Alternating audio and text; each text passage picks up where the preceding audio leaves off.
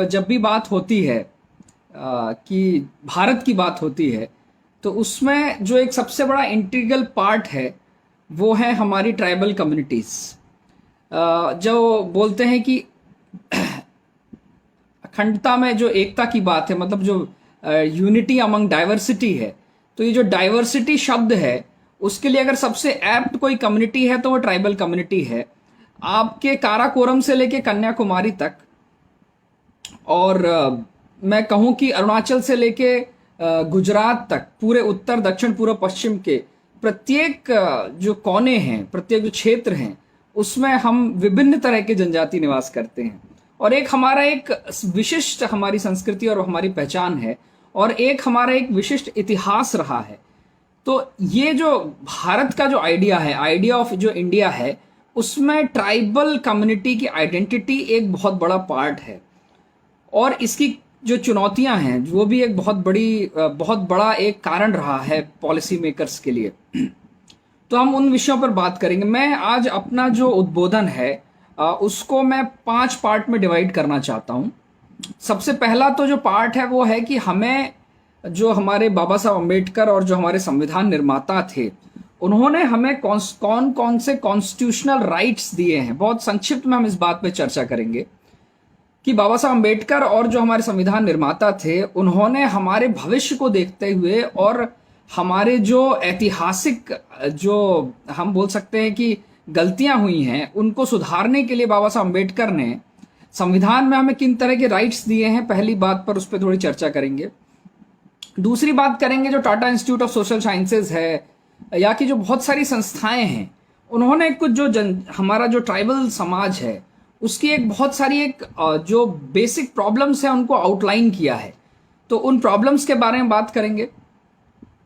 तीसरी बात करेंगे कि रिजर्वेशन जो पॉलिसी है उसका इम्प्लीमेंटेशन कहाँ तक हो पाया है, और आगे किस तरह से उसके इम्प्लीमेंटेशन में प्रॉब्लम आ सकती है, उनकी बात करेंगे। चौथा जो विशेषकर जो मैं चाहता हूं कि जो चौथी बात करेंगे वो हम करेंगे कैरियर गाइडलाइंस की, मतलब कि जो कैरियर आज की डेट में जो सबसे इंपॉर्टेंट है, या रोजगार की जो बात है। तो 4th पॉइंट पे मैं रोजगार पे बात करूंगा कि कैसे ट्राइबल यूथ जो है वो रोजगार के लिए एम्प्लॉयमेंट के लिए किस तरह से संघर्ष कर सकता है। और 5th जो इंपॉर्टेंट है वो है हमारी आइडेंटिटी प्रिजर्वेशन की बात, कि हमारी आइडेंटिटी जो है, हमारी जो पहचान है, उसको कैसे हम मजबूत रख पाएं, कैसे उसको अक्षुण्ण रख पाएं। उस पर जो मेरे स्वतः विचार हैं उस पर हम चर्चा करेंगे। तो जो सबसे पहली बात है वो है कॉन्स्टिट्यूशनल राइट्स की।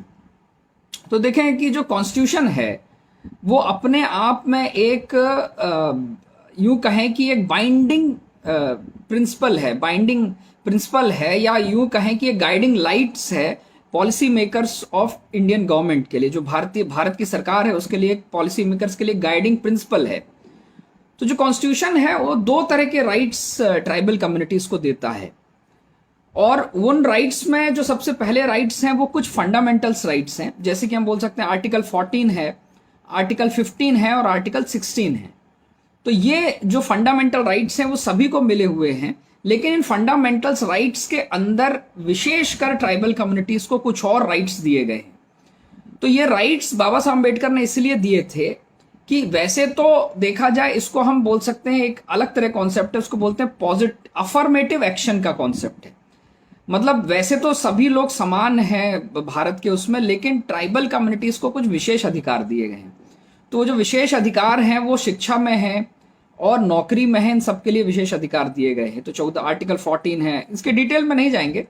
आर्टिकल 14 है, आर्टिकल 15 है, और जो आर्टिकल 16 है अपॉर्चुनिटी, जो इक्वल राइट्स ऑफ अपॉर्चुनिटी है, जिसमें हम बोल सकते हैं कि अवसरों की समानता की जो बात है, तो ये जो आर्टिकल 16 है। और जो इसमें कुछ राइट्स दिए गए हमारे कल्चरल प्रोटेक्शन के लिए, जो आर्टिकल 19 की बात होती है, तो ये पर्टिकुलर जो राइट्स दिए गए हैं ये हमारी जो भाषा, रीति रिवाज, संस्कृति को प्रोटेक्ट करने के लिए हमें राइट्स दिए गए हैं। तो ये हमारे फंडामेंटल राइट्स हैं, ये इंडिविजुअल राइट्स हैं कि हर एक व्यक्ति के ये अधिकार हैं। इसके अलावा कुछ ट्राइबल कम्युनिटीज को कम्युनिटी राइट्स दिए गए हैं, और ये कम्युनिटी राइट्स अपने आप में, इन्हें हम 5वीं या 6वीं अनुसूची के नाम से जानते हैं। और जो विशेष संविधान के विशेषज्ञ हैं वो ये कहते हैं कि 5वीं और 6वीं अनुसूची जो है वो भारत का एक मिनी कॉन्स्टिट्यूशन है। मतलब ये संविधान के अंदर एक संविधान है, वो अपने आप में एक बहुत बड़ा यूं कह सकते हैं कि एक अपने आप में एक विस्तृत दर्शन है। तो उस पर एक हम छोटी सी ब्रीफ चर्चा करेंगे। तो जो फंडामेंटल राइट्स जो हमें मिले 1947 के बाद से, उन फंडामेंटल राइट्स के ऊपर पहले से तो ये था कि एजुकेशन का एक बहुत बड़ा इम्पैक्ट था। हम सभी जानते हैं कि जब भारत में मुगलों का या विदेशी आक्रमण हुआ, तब भी भारत का जो 60% हिस्सा था वो जनजातियों के आधिपत्य पर था। जो शहर थे बहुत स्कैटर्ड थे, और जो बोलें कि जो भारतीय शहर थे वो नदी घाटी सभ्यताओं के पास तक सीमित थे, और अधिकांश लगभग 60% हिस्सा जब भी विदेशी आक्रांताओं का आक्रमण रहा है वो वन और ट्राइबल कम्युनिटीज के आधिपत्य में रहा है। और यूं कहें कि जो रानी दुर्गावती हैं, जिनकी पीढ़ियों से हम लोग आगे आते हैं, उनका जब 1524 में जब उनका जन्म हुआ, और उसके बाद चाहे राजा संग्राम शाह की बात करें, दलपत शाह की बात करें, तो उस समय पर भी जो संघर्ष हुआ, उनका डायरेक्ट जो अकबर के साथ संघर्ष हुआ, उसमें भी पूरी तरह से वो जो शासन उनके अंदर नहीं गया था, वो हमें वापस मिल गया था। तो ये बात अगर आप पूरा इतिहास उठाकर देखें तो ये समझ में आता है कि जो लैंड है, जल जंगल जमीन जो है, वो अंग्रेजों के आने से पहले तक जनजातियों के पास ही थी। उसमें किसी भी तरह से किसी उसका बाहरी उनका आधिपत्य नहीं था। और कुछ एक दो जगह रही होंगी वहां पे आक्रमण होते थे, लेकिन उन आक्रमणों से लड़ने के लिए हम पूरी तरह सक्षम थे। लेकिन जो ब्रिटिशर्स आए, ब्रिटिशर्स का जो एक परमानेंट सेटलमेंट हुआ, जिसे हम परमानेंट सेटलमेंट बोलते हैं, तो उन्होंने जल जंगल जमीन पर पूरी तरह से एक तरह से कह सकते हैं कि हमारे जो ट्राइबल्स थे उनको पूरी तरह से जल जंगल जमीन से बाहर निकाल दिया। उनके जो हजारों वर्षों के जो अधिकार थे उन पर अंग्रेजों ने कब्जा कर लिया। तो ये ब्रिटिशर्स के बाद से ही हमारे हाथों से जो हमारे जल जंगल जमीन है उसे छीना जाना शुरू हो गया। और फिर उनकी जिस तरह की पॉलिसीज थी कि वो एक तरह अकाल क्रिएट करते थे, फिर पूरी जमीनों से कैसे लगान मिल जाए, और जो हम झूम खेती करते थे उस खेती के कारण जो हमारे जनजाति समाज में या ट्राइबल समाज में, आदिवासी समाज में, तो ये था कि जो भूमि है, जल जंगल जमीन है, वो समाज की संपत्ति है, किसी एक व्यक्ति की संपत्ति नहीं होती थी। तो उस एक समाज की संपत्ति को छीन कर जो ब्रिटिश शासन था उसने पॉलिसी बनाकर उसे लोगों को दे दिया, ताकि लोग जो है वो टैक्स पे करें। और ट्राइबल कम्युनिटी तो टैक्स, क्योंकि वो अधिपति थे जंगलों के, जल जंगल जमीन के, तो टैक्स क्यों देते। तो उस टैक्स टेररिज्म के लिए उन्होंने क्या किया कि पूरी जमीनों को औने पौने दामों पर पूरी तरह से बाहरी लोगों को बांटना शुरू कर दिया। तो इसी के बाद से हम बोल सकते हैं कि तिलका मांझी का विद्रोह होता है, बाबा बिरसा का विद्रोह होता है, और एक पूरी श्रृंखला रही है। स्वाधीनता संग्राम में अगर अंग्रेजों से सबसे पहले लोहा लेने वाले कोई समुदाय थे तो वो हमारे ट्राइबल कम्युनिटीज ने सबसे पहले उनसे लोहा लिया है, और सबसे पहले आक्रामक होकर उनके साथ युद्ध किया है, बिना सोचे समझे कि जो उन आधुनिक हथियारों के सामने लड़कर उनका क्या हश्र होगा। लेकिन उन्हें ये बिना सोचे हुए अपना जो एक कह सकते हैं कि अपनी जल जंगल जमीन की लड़ाई की। तो ये जो कॉन्स्टिट्यूशन है वो इन ऐतिहासिक गलतियों को से एक तरह से जो हिस्टोरिकल हम बोल सकते हैं कि हमारे साथ इनजस्टिस हुआ है, उसको उससे हमें निजात दिलाने के लिए कॉन्स्टिट्यूशन जो है संविधान में प्रोविजंस किए गए हैं। तो जब बात हुई संविधान सभा में, बाबा साहब अम्बेडकर के साथ डिबेट हुई और बहुत सारी डिबेट हुई, तो उसमें ये बात निकल कर आई कि 2 क्षेत्रों के आधार पर 2 अधिकार बनाए जाएंगे कॉन्स्टिट्यूशन में। तो गोपीनाथ बारदोलोई जो कि उस वक्त के आसाम के एक बहुत प्रोमिनेंट लीडर थे, उनकी अध्यक्षता में नॉर्थ ईस्ट के जो राज्य हैं, पूर्वोत्तर के जो उत्तर पूर्व के या पूर्वोत्तर के जो राज्य हैं, उनके लिए कानून बनाए जाएंगे। और ठक्कर बाबा की जो कि एक हमारे मध्य भारत के एक बड़े लीडर थे, उनके निर्देश में 5वीं अनुसूची के नियम बनाए जाएंगे। तो जो ठक्कर बापा रिपोर्ट थी उसको शब्दशः उठाकर 5वीं अनुसूची के नियमों में तय कर दिया गया, और जो गोपीनाथ बारदोलोई की रिपोर्ट थी उसे उठाकर 6th शेड्यूल में कर दिया।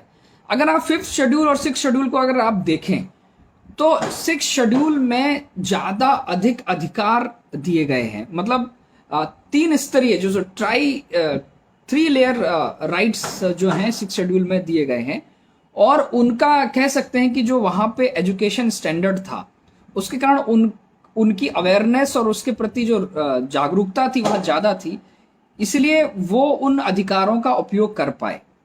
उसके उलट जो 5वीं अनुसूची जो क्षेत्र था या 5th शेड्यूल जो एरिया जो डिक्लेयर हुआ, जो कि आज की समय में 10 राज्यों में है, उसमें दो प्रॉब्लम थी। एक प्रॉब्लम तो ये थी कि जो ट्राइबल कम्युनिटीज थी वो लैंग्वेज की उनके साथ एक बड़ी समस्या थी, चाहे वो हमारे गोंड समाज हो या भील समाज हो, या चाहे मुंडा हो या उरांव हो, चाहे कोरकू हो, चाहे हो, ये सभी अपनी एक मदर टंग, अपनी एक ट्राइबल लैंग्वेज में ये बात करते थे, और उन अधिकारों को एक्सरसाइज करने के लिए उस वक्त उन्हें अंग्रेजी या हिंदी जानने की बहुत जरूरत थी, बिना उसका एक्सरसाइज नहीं कर सकते थे। और शिक्षा का तो पेनिट्रेशन था ही नहीं। जो हमारे मध्य भारत, चाहे आज की डेट में हम बोले मध्य प्रदेश, राजस्थान, गुजरात, झारखंड, महाराष्ट्र, कर्नाटका, आंध्र प्रदेश, उड़ीसा, वहां पे जनजाति बेल्ट में तो एजुकेशन बिल्कुल नदारद थी। बहुत शहरों में बहुत गिने चुने जगह पे एक एजुकेशन का स्तर रहा होगा। लेकिन उसके कारण क्या हुआ कि जो ये राइट्स थे, हमारे 5वीं अनुसूची के जो अधिकार थे, वो उनका हम सही लाभ लेने में या उनको प्रोटेक्ट करने में हम विफल हो गए। और उसका लाभ उठा लिया गया तत्कालीन समय में कि जितने भी विकास की परियोजनाएं थी, चाहे आप उसे बोलें जितनी भी जल जंगल जमीन को जिन्होंने परियोजनाओं ने अधिकांश तौर पर अपने अधिग्रहण में लिया, उसमें सबसे बड़ी परियोजनाएं जो थी वो सिंचाई परियोजनाएं थी, जिसमें कि बड़े स्तर पर नहरों का अधिग्रहण हुआ, डैम्स बनाए गए, और उन जिन जगहों पे सिंचाई की योजनाएं बनाई गई वो पूरी तरह से ट्राइबल एरियाज थे। आप सारे बांधों के नाम उठाकर देख लें, उनका क्षेत्र उठाकर देख लें, तो पूरी तरह से ट्राइबल डोमिनेटेड एरियाज थे। दूसरी जो थी, रोडों का विस्तार हुआ। जब सड़कों का विस्तार हुआ तो उसमें भी क्या है, सड़कों को जंगलों के बीच से सब जगह कनेक्टिविटी करने के लिए जिन जगहों के लिए लिया गया, तो उसमें से भी 5th शेड्यूल्ड एरिया की लैंड्स का बहुत बड़े तौर पे अधिग्रहण किया गया।